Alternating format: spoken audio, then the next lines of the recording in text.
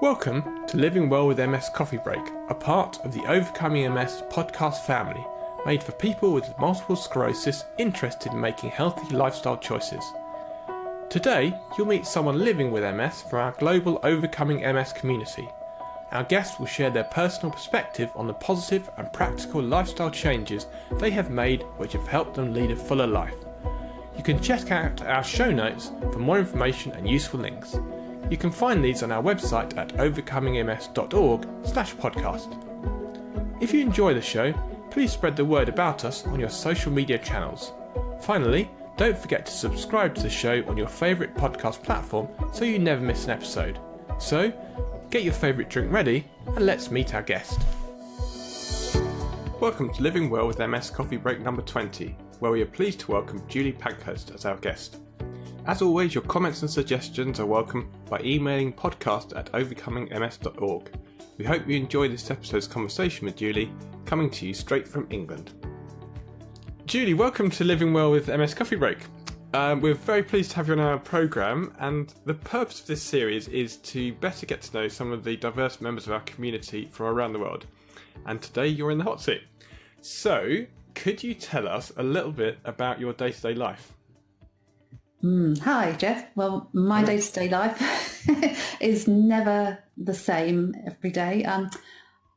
Going back, I guess I'm 54. I live in North London in England.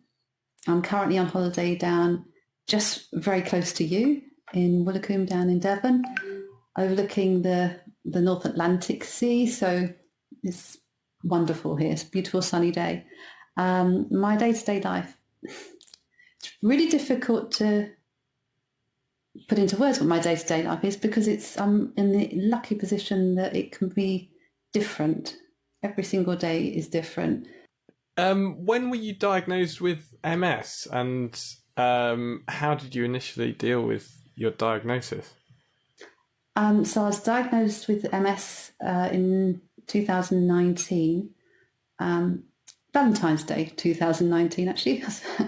And before then, in the January, I used to go out walking quite a bit with my husband, and I started having to hang on to my husband when we were walking because my balance wasn't too good, or my legs would just ache quite a bit.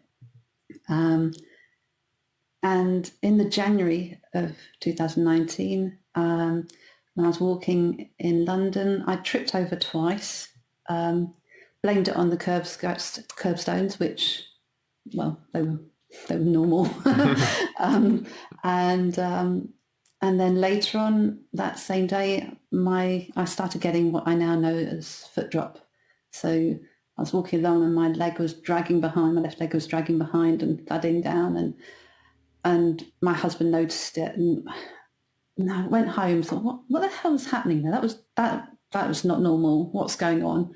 So I looked at Dr. Google, and Dr. Google said MS, and I went, that's why you don't look at Google, because it tells you silly things like that. So then later on in February that year, I decided to bite the bullet and have a full health scan. Is it? Full checkup. That'll do. Thank you. I do suffer with brain fog a lot, and anyway, so you have to correct me quite a lot. So I went for a full medical. That was what I was trying to say, and paid for this. And I'd been putting off having one for years and years because I knew that I wouldn't be able to run on a running machine. I'd fall off it, or I'd stumble, or it just filled me with dread. But my husband was going for one. He said, come on, you should go for one too. And I thought, what the hell? Because I knew I'd been to the doctors over the years, perhaps once a year with various things. I knew something wasn't right in my head. A lot of people were saying that, but I knew that I was having brain fog regularly. I would stumble over words. I couldn't remember words. I'd be forgetful. And the doctor said, he did a check for me, normal sort of Alzheimer's type check, and said, no, there's nothing wrong at all. I said, look, I'd like to pay for a brain scan or a full medical checkup to check that I'm okay. You'll be wasting your money. He said, there's nothing, don't worry about it. There's nothing wrong. And that was probably 2 years previous. So anyway, back to Valentine's Day, I had this full medical, and that included a brain scan. And that was good. That was quite important for me to have a brain scan to check there was nothing going on. And when I saw the doctor, there was a questionnaire, and it said, fill out anything that's wrong that you're worried about. And I said, have got this wrong? No, everything's fine. And there was a section saying, anything else? But okay, well, here's the time to tell this person all about my symptoms that I've been telling the doctor about all these years individually, but they've been bugging me. I've written the symptoms down because I knew that I'd forget them all. So things like bad memory, number one, not being able to recall words. I've already said that already. Things like balance, pins and needles in my feet and in more regularly into my hands as well, including numbness as well started happening. I was on holiday and I couldn't get my breath. I was walking along and it really worried me because I couldn't swallow. So, and at the same time this was happening, my husband had pulmonary embolism, it turned out. He didn't actually know he had it at that time. It was on this holiday. And a few days later, we ended up going into hospital and he had a pulmonary embolism. It was horrendous. So I didn't really want to make a big fuss about the fact that I couldn't breathe. It seemed irrelevant at the time. And what other things, balance problems and things like that. That was the other sort of thing I had. So and urinary incontinence. Did I say that already? That's the horrible thing. Mm-hmm. Anyway, I told the doctor about all these things. And she said, yeah, it's the menopause. That's what you've got. Have you thought about going on HRT? I said, well, no, I haven't really. But anyway, yeah, I thought it must be the menopause too. I had to lie down and have an MRI, which apparently was going wrong. Everything was going wrong with the machine. It didn't seem to be going wrong. And with hindsight, benefit of hindsight, I believe that perhaps they'd seen things on the scan that weren't right. So they were perhaps calling people in to look, I don't know.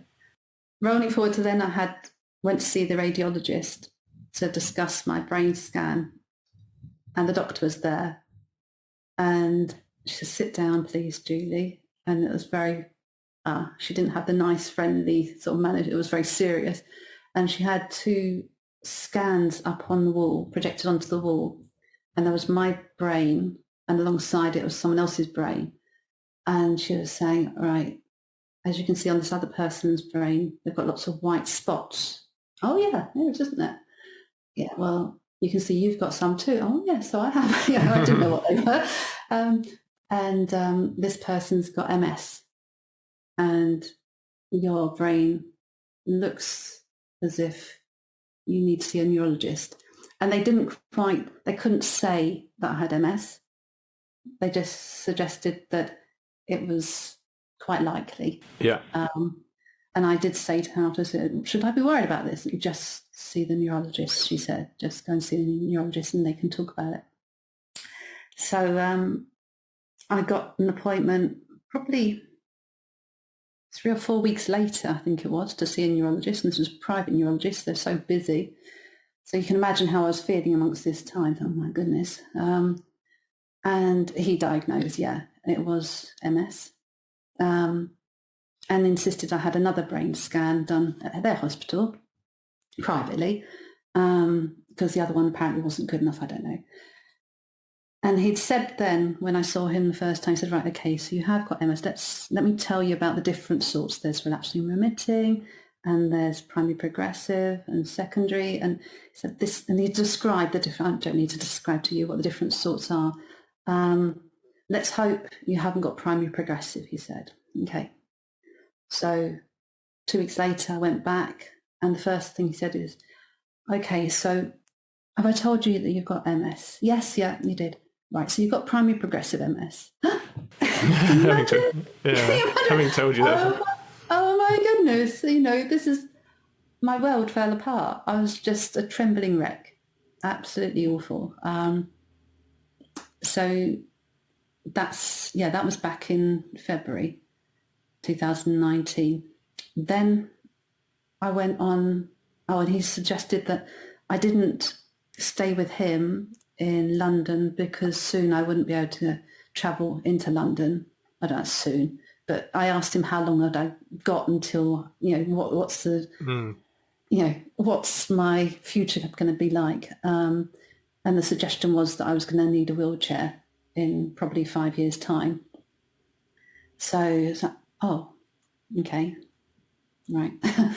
And he said that I wouldn't be wise to go into London each day. And I wouldn't have the support. I wouldn't have the support network of the MS nurse that the NHS would be able to give me.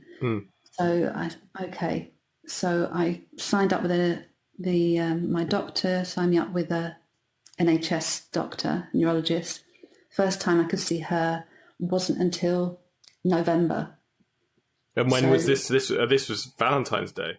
To be honest, it's April time. Yeah, all that time. I had a very similar experience in some ways, because I went private for the initial diagnosis, which was and saw a neurologist. It was a neurologist because they suspected something was going on there. But that was in Exeter, which, if people are unaware, is the other side of the county that we're in now. It's quite a long way away, and the roads are quite slow. And then similar sort of thing. He said, "Oh, you need to be on the NHS," but actually, most of the private people also work for the NHS. So I'm actually with exactly the same neurologist, and he comes to my local hospital, which is about a mile from where I live. So I could either go private and travel an hour and a half to go to a private hospital, or I can actually go to the NHS and do it. And the only difference being I don't get free cup of coffee or something when I arrive. But actually, it's much easier, and it's the same guy. It's exactly the same person that I'm seeing. So that's infuriating, isn't it? Slightly bizarre. But yeah, and so.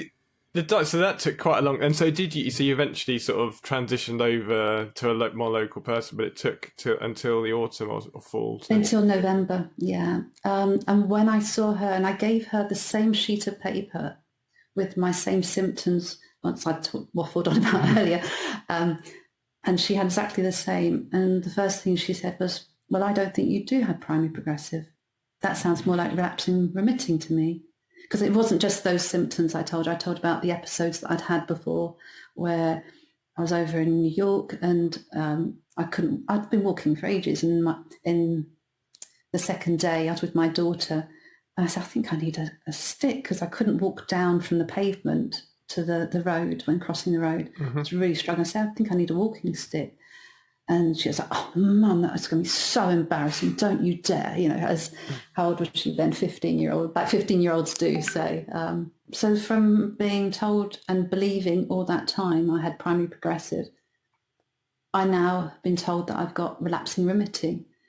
Now, I don't know what I've got, truthfully, and I have actually asked someone else, how can you tell? Well, there's some questions whether there really is a difference. And so there's Gavin Giovannoni, he's sort of one of the top experts in the UK. Yes. He's questioning whether there really is any different, and I think it's a bit different for everyone, isn't it? And that's just yes, yeah. I mean, I think from what I saw, primary progressive seems a lot worse. It's a sort of rather than having a relapse and then recovery, you don't necessarily have the recovery, so it progresses, and that's the. But then, I mean, there's people I've interviewed who have primary progressive MS, and they're very optimistic. Okay, you're not going to recover from relapse in the same way, and you might not, go back to running marathons as some people do, but you don't. It doesn't mean you have to keep getting worse and worse and worse. You can look after yourself and things like OMS and have a really fulfilling life. I was similar to you, that I was really, really worried about it until now I've spoken to lots of people.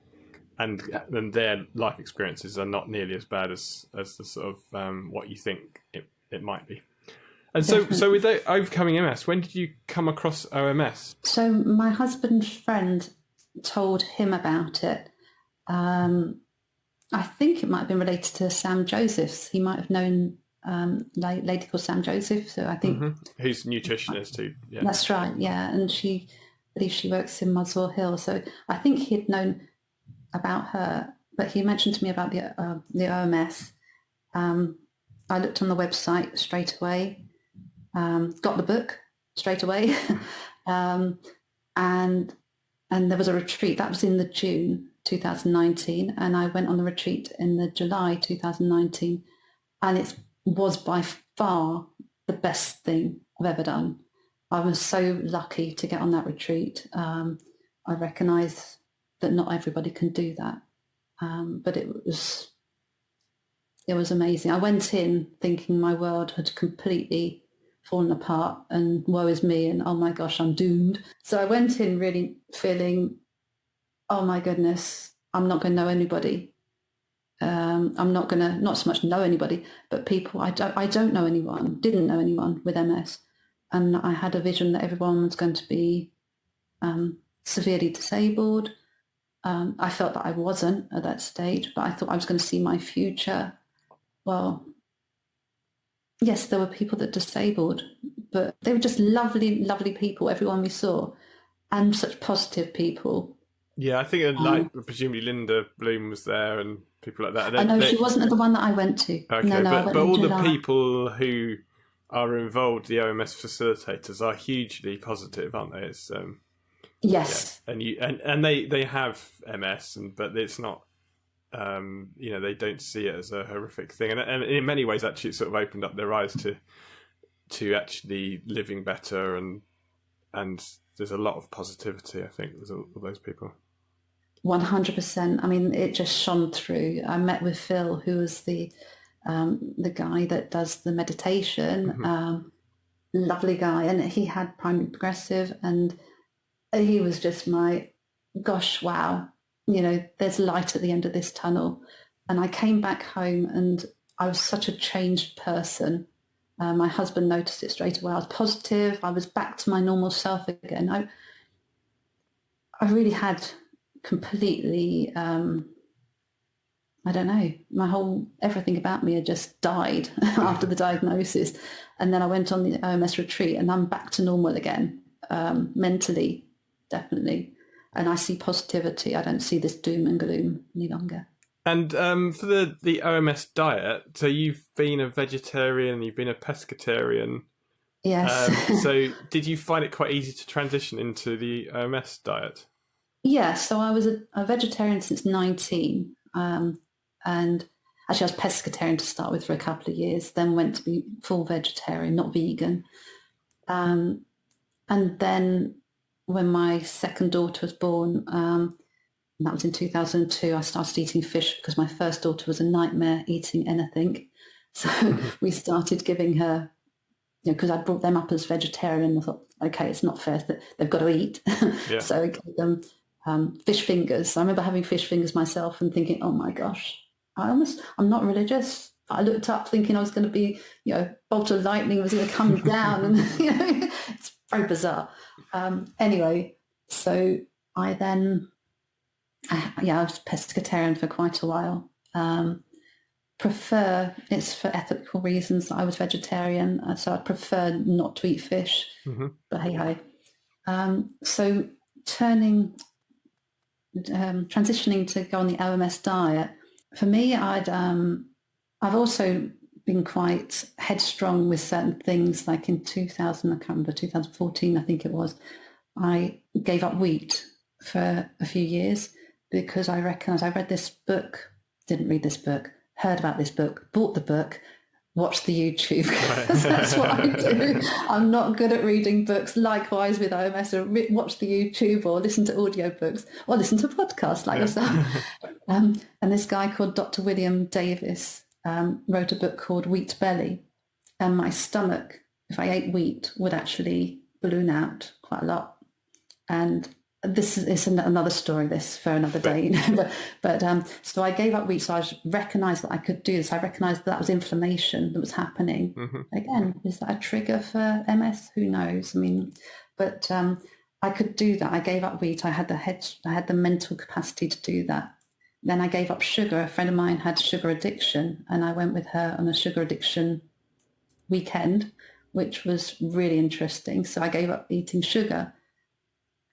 Then come Valentine's Day, I started eating wheat. I started eating sugar. I didn't give a monkey's because I'd got MS. Yeah. So all of a sudden, wow. Anyway, so becoming vegan, the worst thing, not the worst, the hardest thing for me, I thought was going to be stopping eating cheese, because I love cheese and wine parties, Yeah. gatherings. Cheese is. I think cheese was the hardest thing for me. Yeah, but I gave up straight away after going on the retreat and listening to, I think it was Johnny, Johnny talking about dairy and how it gets through your leaky gut and how your body attacks that, and then it's similar sort of substance or similar sort of makeup as the myelin sheath. It's similar. And that's why it attacks that. That's my understanding. It's my really crude understanding. Okay, so cheese is going to be attacked in the same way. If it's attacking that, it attacks the myelin sheath. So therefore, don't have the cheese. And then it won't start attacking. It won't go into... And there is, I think it might have even been George Jelinek saying about that it's not actually natural. It's considered a food group. Yeah. But actually, when you think about it, you're having breast milk as an adult. That's not normal for any species. You're having breast milk as an adult from another species. Yeah. And no animal on Earth does that. That's just, and it's not really, it can't be considered normal for that to be a requirement to have breast milk for another animal, because they have to artificially make the cows have breast milk by... Yeah, so it's not. It really isn't.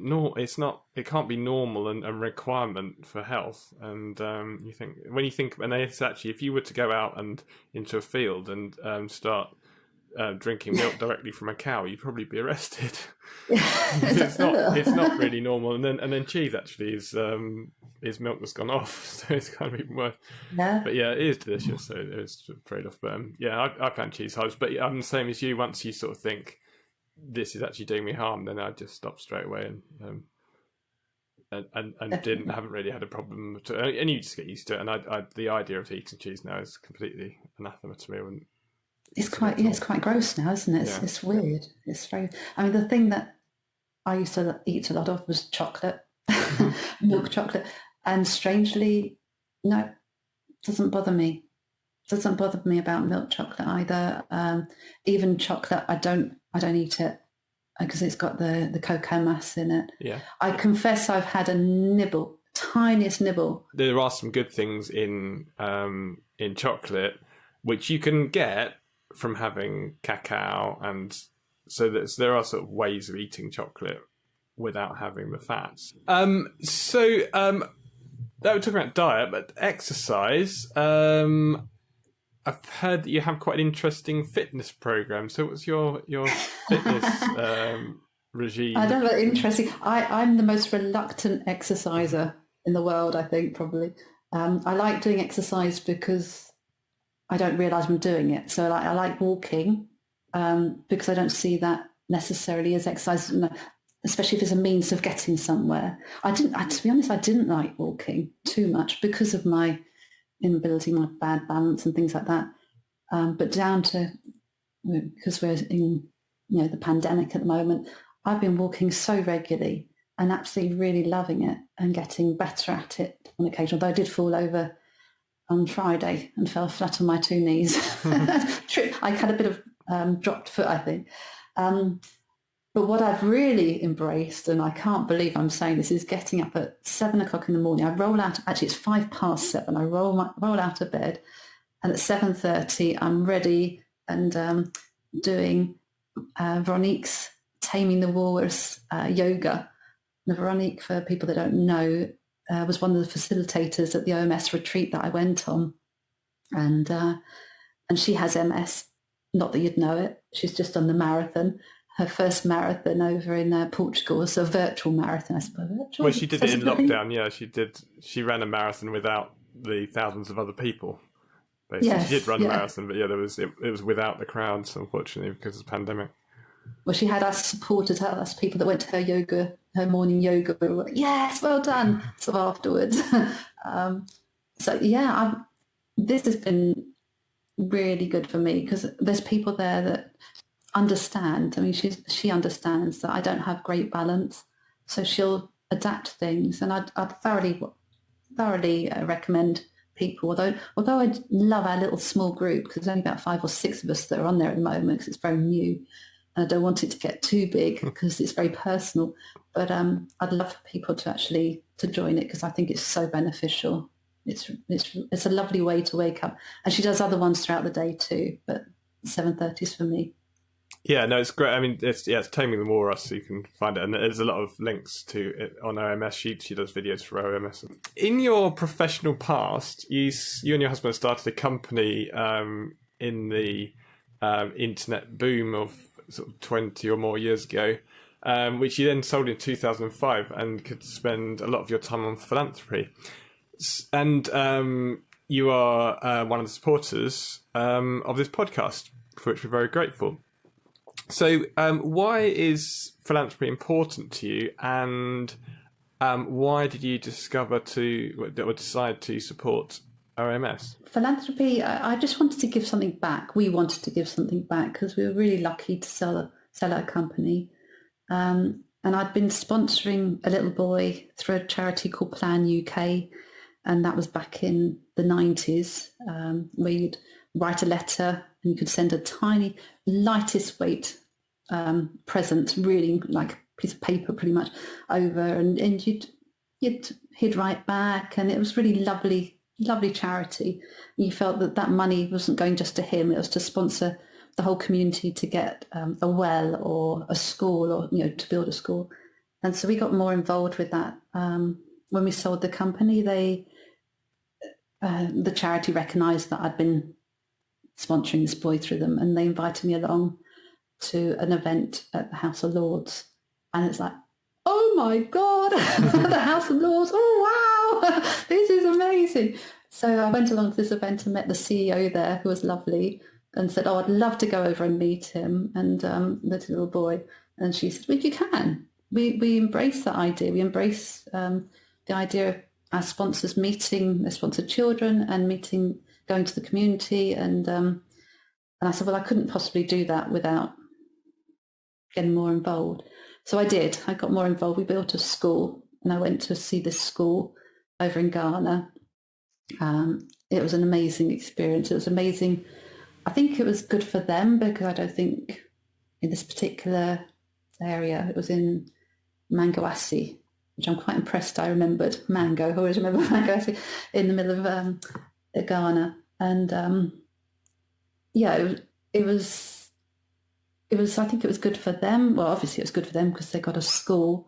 They treated us so lovely. They made me dance in front of the whole community. There's 2 communities that apparently weren't really exactly getting on too well together, but the school had brought them together, which was a really positive thing.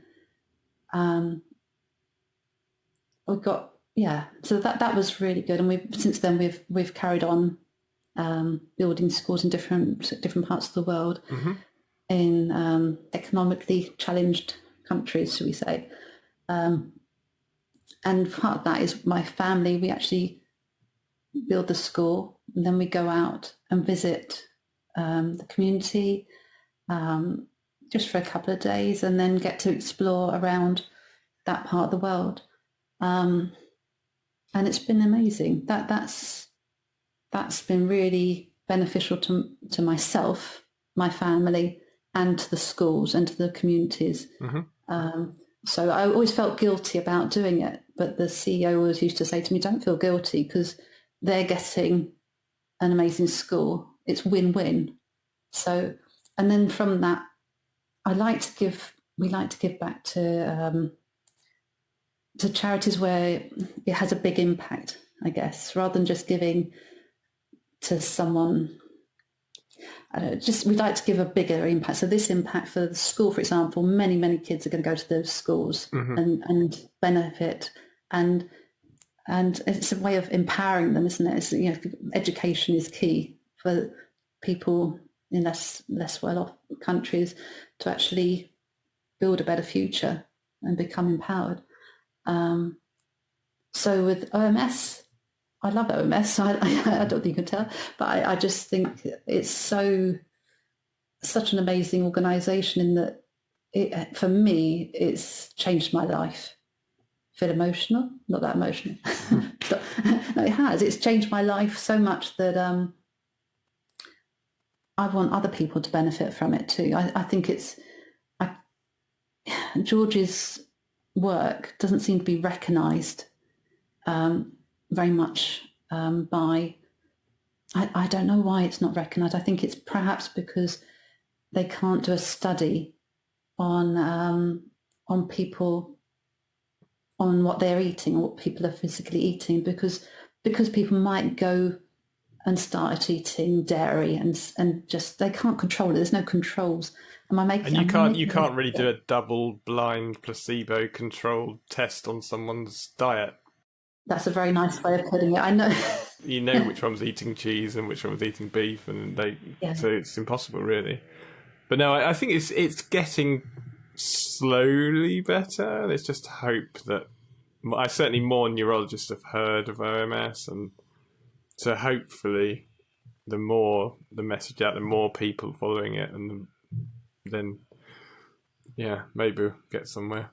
The message is getting out. It's just a slow process, unfortunately, to get acceptance. OMS is good, not just for people with MS. The whole lifestyle is beneficial anyway, isn't it? Well, this is what my neurologist said to me. So there's no proof that it would help MS, but actually it's going to help. It will reduce your risk of heart disease. It will reduce your risk of cancer. It will reduce your risk of... it was a long list of things. Basically went through all the sort of Western illnesses and said, so there's not really a downside.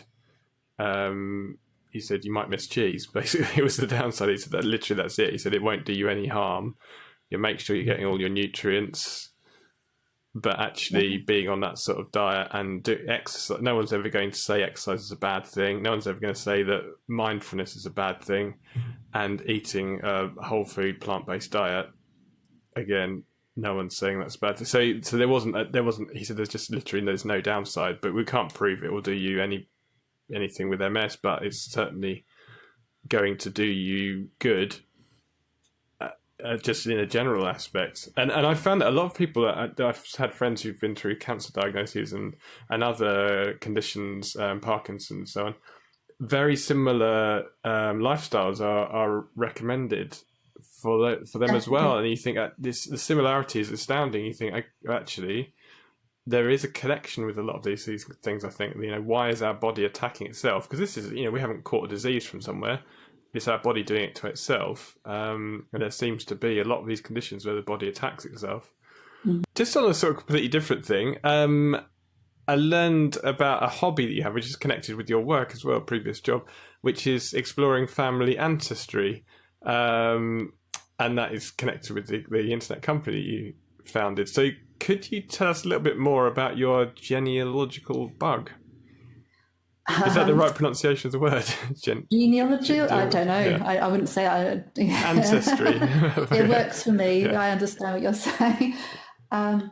So back in 1999, if you remember that, I was asking my dad. My father's father left him when he was 7 years old. He went to live over in Denmark, and I'd been asking my dad if he was interested in finding out what happened to his dad for many years. In 1999, he said, "Yeah, do you know what? I wouldn't mind knowing." It was a bit strange. I don't know why it's strange. It was not that strange.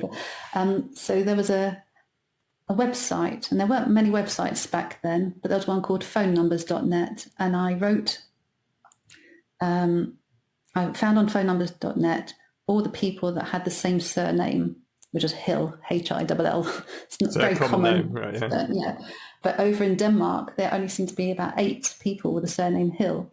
So I physically wrote a letter and posted it to the people that had that surname and said, "I'm looking into my father's..." No, I didn't say that, actually. I didn't give any information. I said, "I'm doing some research and trying to find this person called Harold Hill. Would you happen to know who he is?" That was on the Friday. On the Monday, there was an answer phone message. I came home from work, an answer phone message saying, I'm not related. I don't know this person, but I was so interested in your letter that I went to the local library and I phoned people with the surname Hill. I thought, oh, okay, I've already done this. And the first person, no answer. The second person, it's his wife. All right. Oh, my goodness. Well, cutting a very long story short, because it's quite a long story short, a long story rather. He died 3 months previous. She wanted to speak to me. She was happy to speak to me. She didn't know the reason for my interest. So I spoke to her. I was 3 months pregnant. I've been trying for a child for a long time. And the butterflies, the anxiety was just off the wall, of how I was feeling. And I said to her, so, she was telling me that he died 3 months previous. And she said, so why do you want to, what's your interest? So I said, well, he was married before in the UK. No, I didn't know this. Oh, right. Wow. Yeah. Oh my goodness. Can you imagine? Oh, okay. No. And I said, well, oh yeah, he was. Do you want to know more? She, yes, I'm very interested. So I was like, oh my goodness. So I said, well, he had a son and I'm his granddaughter. And and she's so lovely. I met her. She came over when my first daughter was born at Christmas time. My father met her. She had no idea. Can you imagine? So this brought about my interest in genealogy, I guess. There was more that happened since then. When I was down in Devon quite a few years ago. So my dad has discovered he's got a sister. He's an only child, always been an only child. He's got a sister over, not by this lady, but by someone else my grandfather had married over, I think she'd married. I don't know, I can't remember, in Denmark. And we met her. My dad's met his sister for the first time back in 2001 or so. And then later I got a phone call and through a site called Genes Reunited, which was my husband's site. It was our site, but Friends Reunited was mine. And we've always got this one-upmanship relationship, so he wants to get one better, so he created Genes Reunited. Right. And through Genes Reunited, this woman phoned me up to say, I think we've got she sent an email saying, I think we've got a relation in common. We share the same grandfather. It's like, oh my goodness. And it turns out that her grandfather is my grandfather. We spoke. Her mother is 1 month younger than my dad. Oh, right. Wow. He worked that one out. So apparently what had happened is it was in the wartime. My grandfather had a couple of relationships, obviously, long ago. He had a few relationships. Yeah, a few actually, as it turns out. And so through Genes Reunited, which is the site that my husband set up, or we set up, I discovered that I've also got an auntie that's in the UK that lives in Waterloo. Right. Wow. Yeah. You find it really interesting to research all this, do you? Oh, I love all that, because it's like my mum and dad are called Pat and John, and his sister is called Pat, and her husband is called John. I love that fact. And then since then, it's just really interesting to find out about your family history. Back on the topic of MS, and something topical at the moment, because we're still going through the COVID-19 pandemic, but now vaccines are coming around, and you've been vaccinated against coronavirus, but the disease-modifying therapy that you're on has a strange effect on your antibodies. So could you share some thoughts on your experience and how vaccination, something that maybe needs to be considered for people with MS, and particularly following disease-modifying therapies? Okay, so I had both the vaccines. I had to push to get the vaccines because I was thought I was going to be at higher risk. and I was in between infusions, some Ocrevus infusions. So I had to push to get it done in time and have the second one done in time because you had to have it 4 weeks before your infusion. And then I had the Ocrevus infusion, and I asked if I could actually have the antibodies tested beforehand to see that it was working, but that wasn't the done thing. I guess I don't know. You had to go through trials, or I don't really understand why I couldn't have it done, but I guess. And maybe everyone would ask, couldn't they? Probably. Yeah, I guess that was it. Yeah, I felt exactly that, right? Actually, so I had the Ocrevus, and then I've been reading by, I think it's on Twitter, Dr. Bieber and Dr. Boster, and I do look at Twitter a lot to get up-to-date information. I find I'm really thankful for the neurologists, especially over in America, and Dr. Giovanni. Yeah, Gavin Giovanni. Yeah, he's talked a lot about how the vaccines might work, especially with Ocrevus or ocrelizumab. That's right. It's the ones that target the CD20 B cells, apparently, and that only yesterday, someone that I met on the OMS retreat, we're in a WhatsApp group, and he sent a link that I looked at this morning, a link to the MS Society, and they've actually put an article about it and saying, yeah, they know that Ocrevus, this is my understanding anyway, they know that the B cells, the antibodies, sorry, let me start. They know that the COVID antibodies are removed with Ocrevus, but they reckon that on the majority of the studies they've done, I ought to add that, shouldn't I? And definitely I had the antibody test, so mine I've got no antibodies for COVID at all. But today they're saying that we do have the T cells, and maybe they don't know whether T cells can target, the COVID as well. So, I mean, I think that's the takeaway I've had from, similar to you following these people on Twitter, and that you should consider, if you've had Ocrevus or you're having Ocrevus, that it's likely to reduce your immune response to the vaccine. So it's something where you should don't think, oh well, I'm fully vaccinated, I'm going to go to a nightclub tomorrow night. You may be under more risk than other people who've been vaccinated. But yeah, you need to speak to your neurologist as well. And I think that they're learning as well, aren't they? I mean, it's when do you have the vaccine? Do you need a booster vaccine? It's certainly worth speaking to a neurologist about it, and definitely worth keeping an eye on how they're planning and whether you need booster shots and things like that. Yeah, it's a real pain because I'm due to go to my nephew's. Oh, I hope he doesn't listen to this. I don't think he will. It's a surprise party. It's on the 14th. Yeah, hopefully he won't listen to this. But I'm due to go to a surprise party for him, and then I'm due to go to a large wedding and the week after.